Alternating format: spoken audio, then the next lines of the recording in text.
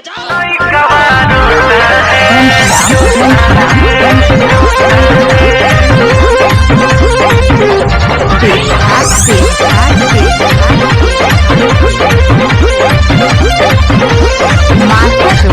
से हुआ है मेरे बउआ का जन्म जी, बड़ी परेशान रहते हैं मोर बलहम जी।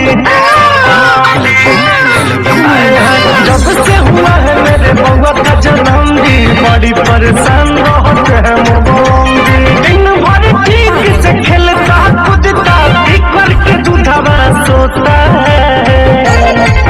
जब पिया मनवा होता है जब राजा जी का मनवा होता है तब लइका होता है। मनवा होता है तब लइका होता है। दुनिया में तुम सबसे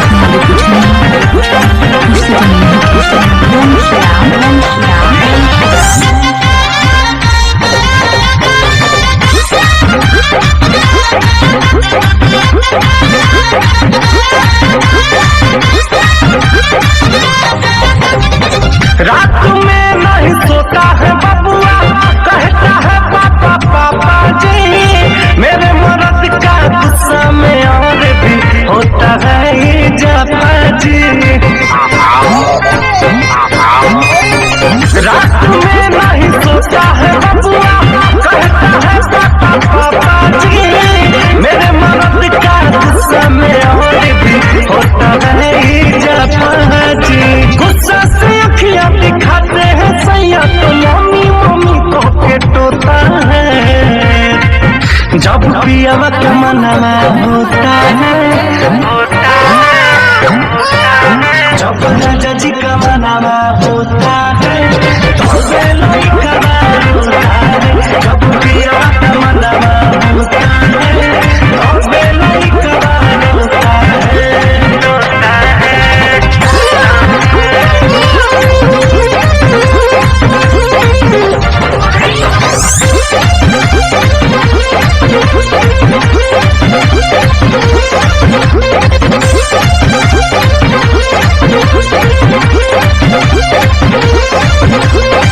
ओझा ने बहुते दिखाया पिया मेरा बहुत जी, तब नहीं सुधरा मेरे बबुआ का हरकत जी। ओझा ने बहुते दिखाया पिया छोटू बहुत जी, तब नहीं सुधरा मेरे बबुआ का हरकत जी। चंदनिया वंशी पांडे रितेश का लगता सिखाया ये तोता है। जब पिया का मनवा होता है जब राजा जी का मनवा होता है तब लइका होता है। जब पिया का मनवा होता है तब लइका होता है। माथा डोला माथा डोला माथा डोला माथा डोला माथा डोला माथा डोला माथा डोला माथा डोला माथा डोला।